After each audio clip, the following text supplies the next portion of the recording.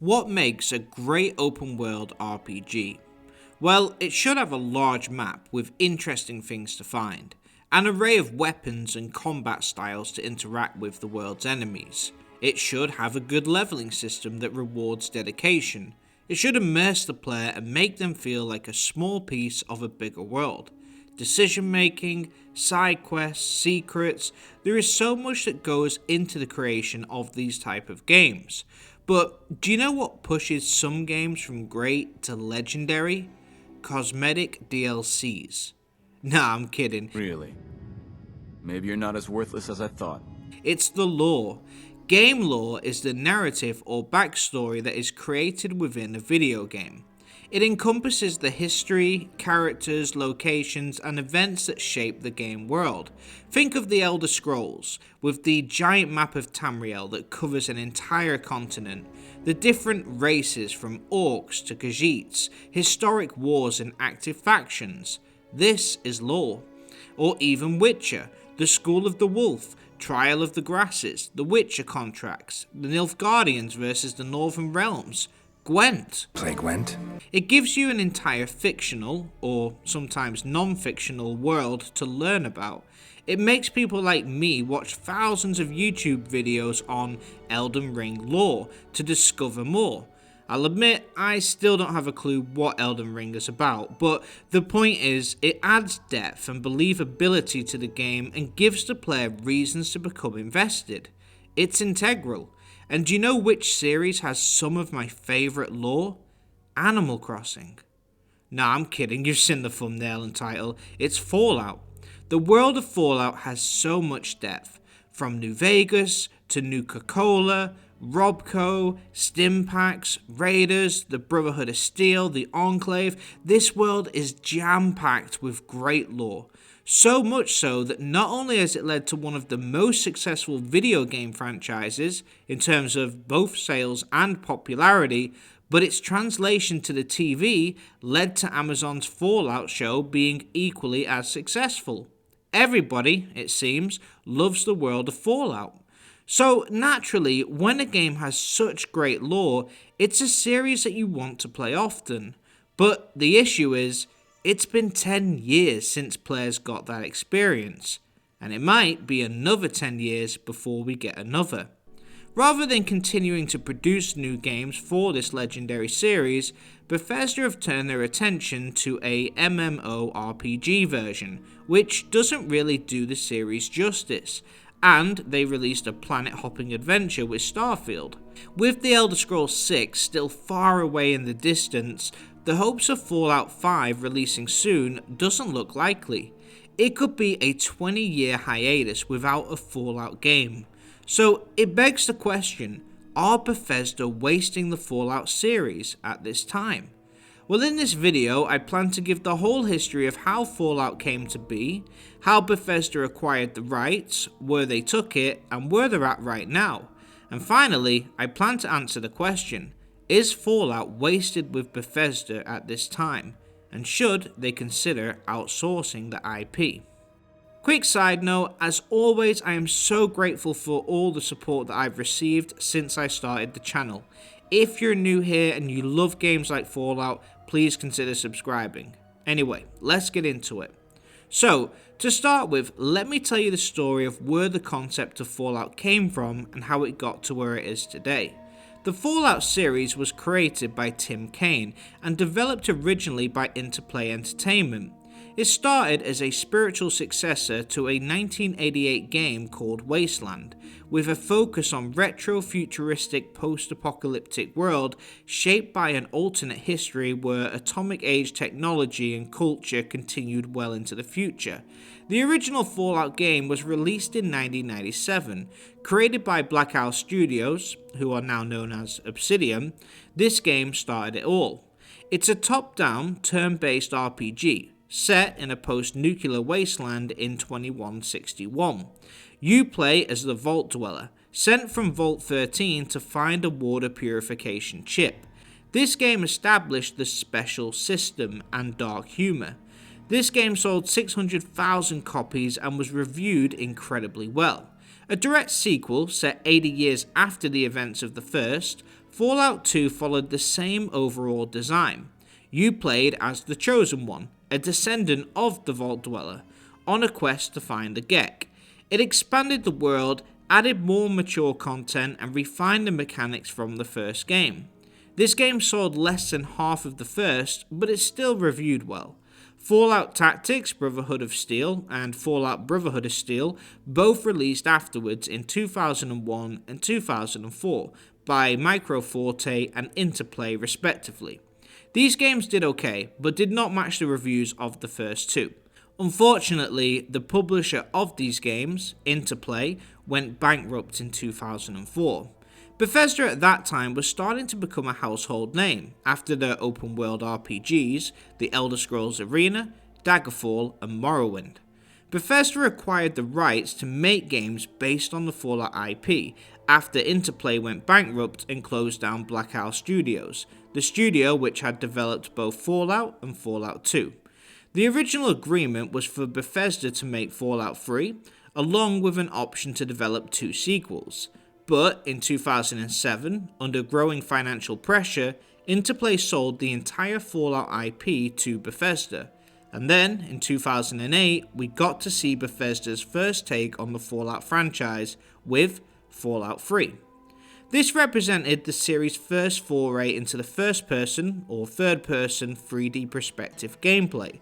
Set in the capital wasteland in 2277, you play as the Lone Wanderer, searching for their father.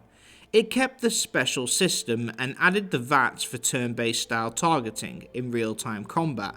Now, despite some questionable writing for the story, video here, and a completely different game design that wavered from the first 2 entries, the game was a huge success and brought the Fallout franchise back into mainstream popularity. Although some fans of the first 2 games were not too keen on the installment, the game sold extremely well and scored fantastically across the board.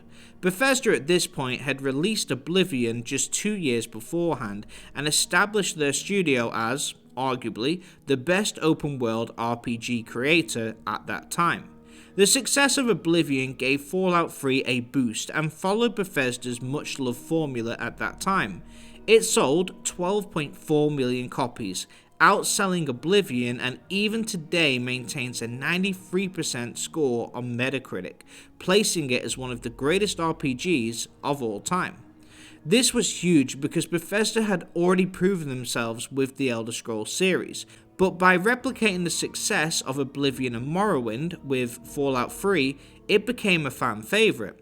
After Fallout 3's release, it was announced that Bethesda had given Obsidian the chance to make another spin-off of the Fallout series, entitled Fallout New Vegas. Obsidian Entertainment, which included many of the original team who worked on the first 2 games, worked on the game and used Bethesda's creation engine, so it looked like and played just like Fallout 3, but it had their own ideas and stories inserted within. Fallout New Vegas is a fan favourite known for its deep role-playing mechanics, branching narratives, and multiple factions. Set in the Mojave Wasteland around Las Vegas, you play as the Courier, left for dead and seeking revenge, while getting involved in a power struggle over the New Vegas Strip. This game managed to unite both fans of the Bethesda Fallout and fans of the original Fallout games, as it contained elements of both. It was the perfect combination. Obsidian were given just 18 months to work on this project, and due to the scale of the content within, it's a gaming miracle it was even done so fast. That being said, the game did have some teething issues, glitches due to this rush timeline, which took away a bit of the shine, and it scored 84% on Metacritic. This was critical as Bethesda withheld a bonus based on this, as Obsidian needed to achieve an 85% score in order to get the additional finances. Tight margins, but missed nonetheless. This would be the last Fallout game made by a studio outside of Bethesda. We'll come back to this later. Anyway, fast forward to 2011 and Skyrim dropped, and sales and reviews, everything was next level. We all know Skyrim, so I'm not going to touch on it too much here, but at this point, Bethesda were the kings of the open world RPGs within the gaming world. And then in 2015, Fallout 4 arrived. Set in the Commonwealth in 2287, it refined the first-person shooter mechanics, added extensive crafting and base building, and focused on a fully voiced protagonist, a departure from the previous games. You play as the sole survivor from Vault 111, searching for your missing son. This game was divisive. Critics gave it an 87 out of 100, whereas gamers gave it a 70 out of 100. The reasoning was that the game model changed. Shooting was more Call of Duty style, and it played more like a looter shooter opposed to an RPG. Rather than stat-based combat, it came down to having a quick trigger finger. The decision-making dialogue wheel was greatly disliked. The base building was a huge component of the game, alongside Radiant quests, which lacked much character and were more fetch questy. The atmosphere and writing also greatly differed. I've done a whole video on this here, but in a nutshell, this Fallout was not the Fallout a lot of fans had come to love. It still sold well, 25 million copies, and was considered successful, but it seemed to lose its direction a bit. And then in 2019, we got Fallout 76. Oh boy. First of all, this game was released to massive criticism. It was buggy, messy, there was the canvas bag scandal, the Nuka-Cola scam, the negative reviews, the response to the negative reviews. It was honestly one of the worst launches of all time. I've done videos on that subject here, but it wasn't just the fact the game was a technical mess that upset players. It was an online MMO. It was not the typical Fallout that fans wanted. And that brings us to today. And I have a few reasons why I feel Bethesda should allow for other studios to work on the series. But just before I go into that, a quick word from today's video sponsor, Instant Gaming, and they save you money on video games. Due to the fact that they get their keys directly from the source, they're able to offer a better price. They have over 700,000 reviews on Trustpilot, and they have a 4.7 out of 5-star rating, so they do exactly what they say. Just to give you an example, Kingdom Come Deliverance 2 is usually around £60, but here you can get it for just $38.80.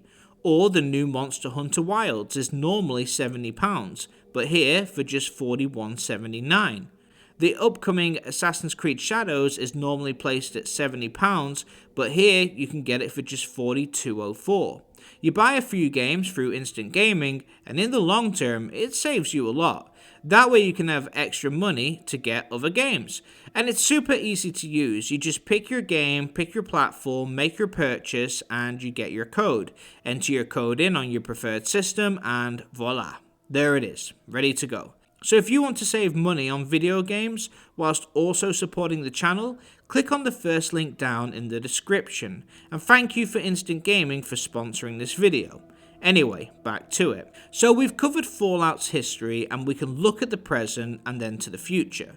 2 years after Starfield's release, and we have no word of any other upcoming Fallout title. In my opinion, the Fallout series is one of the greatest gaming universes ever created, as showcased by the series' success.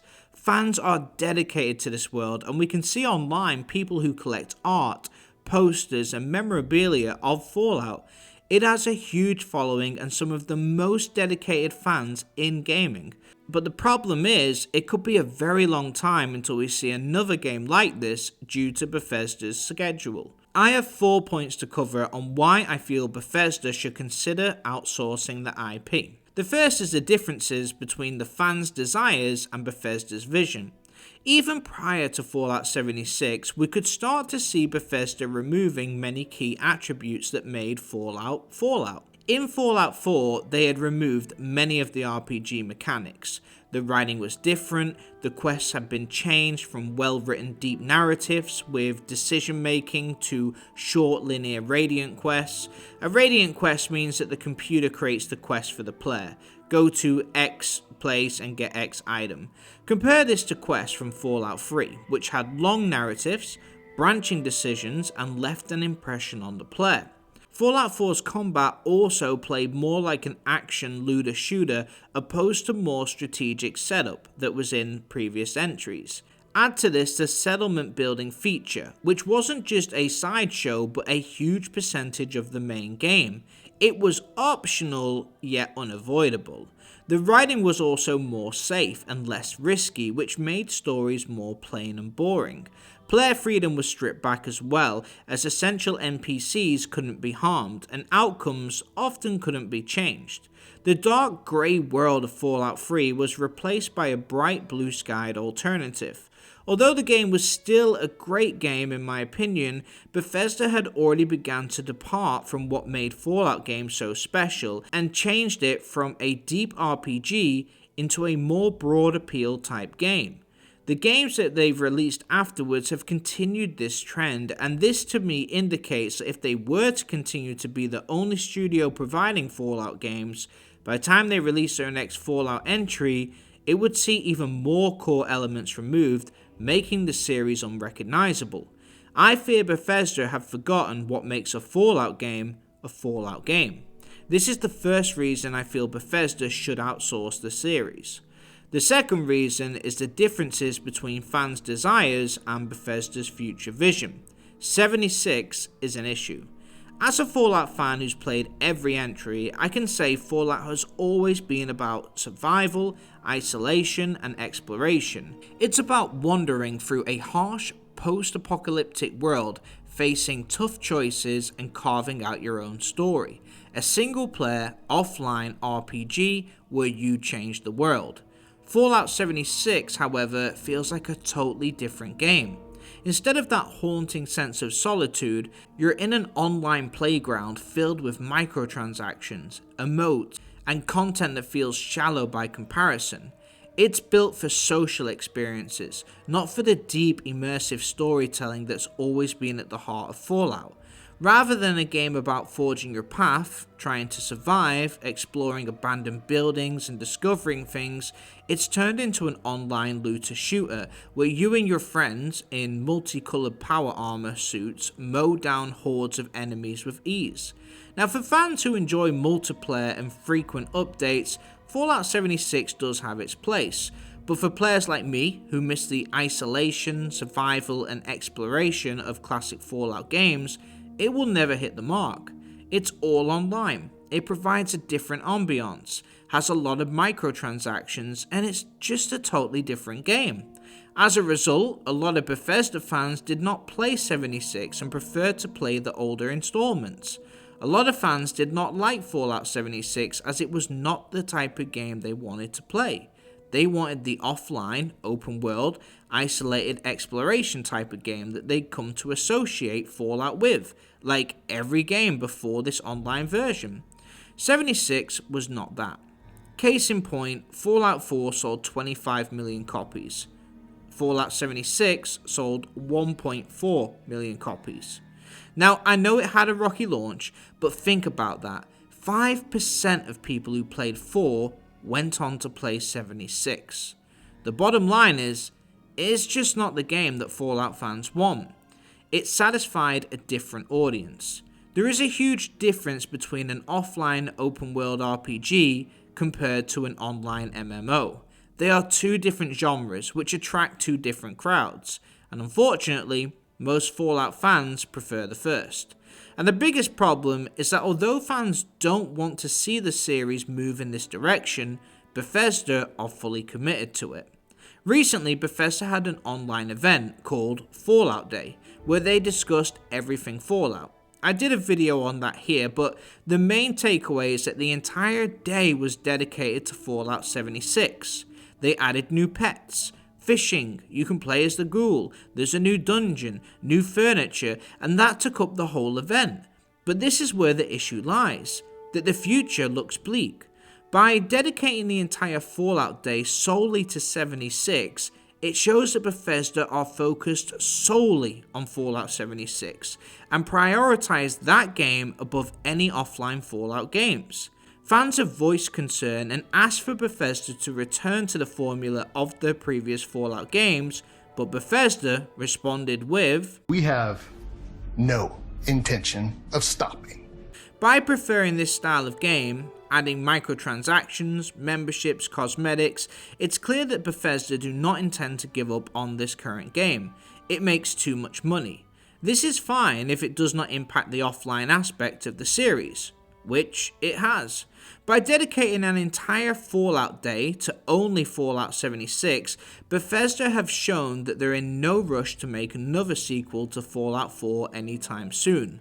Online MMOs like 76 have made Bethesda more money over longer periods of time, so even though they haven't released a Fallout game in 6 years, this one pays like they release one every month. It may only have 5% of the Fallout crowd, but those 5% are paying. Bethesda seems to be prioritizing this type of model instead of the offline Fallouts, which is fine, but I feel they should allow another studio a chance to make the offline version of Fallout that we all fell in love with. The third issue is with Bethesda themselves. First of all, they have veered from what made their game so special in the first place. Morrowind had complete player freedom in role-playing, Oblivion had a little less, Skyrim had a little less than that, and Fallout 4 was unrecognizable. Rather than focusing on what made their game so special, they began implementing new ideas such as base building, radiant quests, and it didn't click as shown by the reviews. Now this would be fine, but unfortunately Starfield followed the same pattern. Rather than going back to their roots, this game showcased this further. The entire world map was generated by AI. It was bland, boring. Their beautiful handcrafted maps were replaced by boring procedurally generated content. Their well-written quests were replaced by radiant fetch quests. Their creative writing was replaced by some of the worst writing we've ever seen. Their obsession with making a game that never ends has made their worlds boring, and they have taken away so many of those deep RPG mechanics that we saw in Morrowind, in an attempt to appeal to a more broader audience. But as Kingdom Come Deliverance 2 has just shown, there is a huge crowd out there for that still. So Bethesda have almost abandoned the fans that got them so popular in the first place. And on top of that, their engine and gameplay is outdated. Tons of loading screens, static NPCs, boring dialogue. Their technology has not improved since 2011 Skyrim. Their technology has stood still whilst their competitors have pushed on.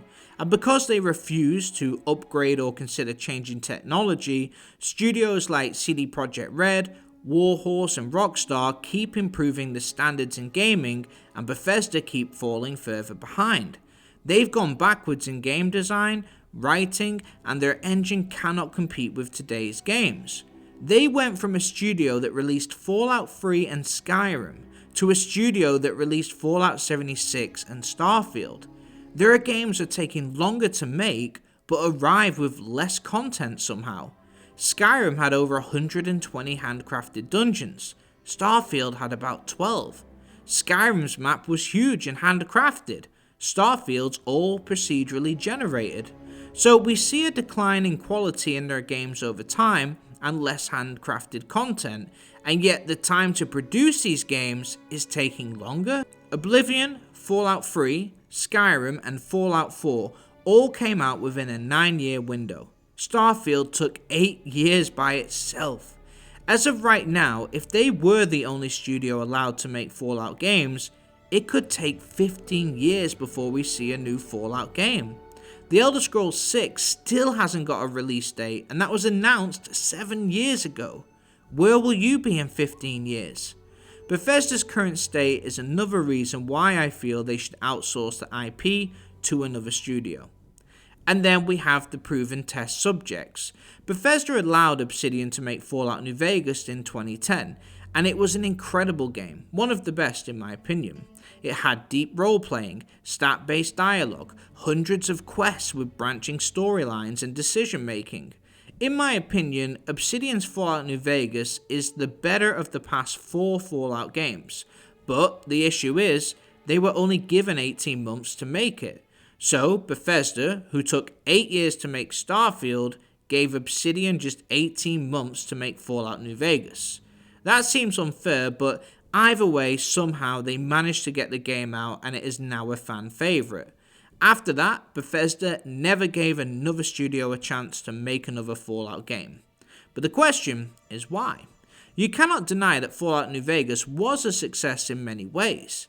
It was proof that outsourcing can work and in some cases can bring something new to the table, perhaps even of better quality than Bethesda themselves. And then we have Fallout London, a fan-made mod to Fallout 4. This game was made for free by volunteers, and it wasn't just good, it's many people's favourite Fallout. The map was bigger than that of Fallout 4's entire map and the Far Harbor expansion combined. 3,764 cells to cover all the 15 unique boroughs, each with its own aesthetics and vibe. It had 3 radio stations, 93,000 lines of dialogue, 1.5 times that of New Vegas and Skyrim, taxis, boats and trains, 7 new companions and almost 200 quests in total, including faction quests, gang quests and companion quests. This was all done within less than 5 years by volunteers just for the love of Fallout. And then you have Sky Oblivion, Sky Wind and many other huge mods. What I'm trying to say is that Fallout New Vegas, Fallout London, these were all spin-offs outside of Bethesda and they were all a huge success. The Fallout London team got so tired of waiting for a new Fallout game that they just made their own. So not only have others tried to make Fallout games, but they have all succeeded with a fraction of the resources and time that Bethesda have historically taken.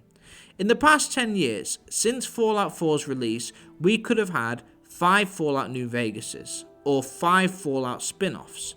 Fallout New Vegas and London have shown it is possible to outsource the Fallout brand and get quality games back. And so now I can get to the point of this whole video. Fallout's lore is incredible. The world envisioned by Tim Kaine back in 1988 is something special.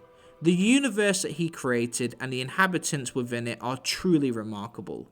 It has arguably the greatest lore of any other RPG game out there. I just think it's incredibly sad that we've only been able to play one Fallout RPG game in the last 10 years. I just find it sad that whilst I'm playing Kingdom Come Deliverance 2, Cyberpunk and Red Dead Redemption 2, that I think, what would a Fallout game look like with today's graphics, knowing that I won't get to find out? Imagine if Warhorse had made a Fallout game. Imagine if Bethesda had made Fallout 5 instead of Starfield. I just find it sad that whilst fans of the series pine for a sequel, Bethesda fill a Fallout Day event with nothing but Fallout 76 content.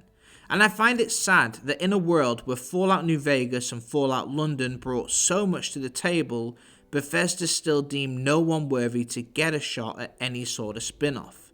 It upsets me that the beautiful world of Fallout is under lock and key at Bethesda Game Studios, and if I ever want to experience it again, I may have to wait 15 years or more to see it come around. Fallout contains one of the greatest RPG worlds I've ever experienced, and as of right now, Fallout is wasted with Bethesda. Based on their change of game design, focus on MMOs, internal challenges, and the success of Fallout New Vegas and Fallout London, there is enough there to make you at least ask the question. I hope one day that they either give the offline version of the Fallout games the attention they deserve, or give another studio a crack at a spin-off. If not, then we all better pray that Adamfall fills that gap. And please know that all of this is just coming from a place of love. As a Fallout fan, I want to see more Fallout games. I don't want to see the series disappear into the abyss over time. Fallout shouldn't be associated as a poor performing MMO.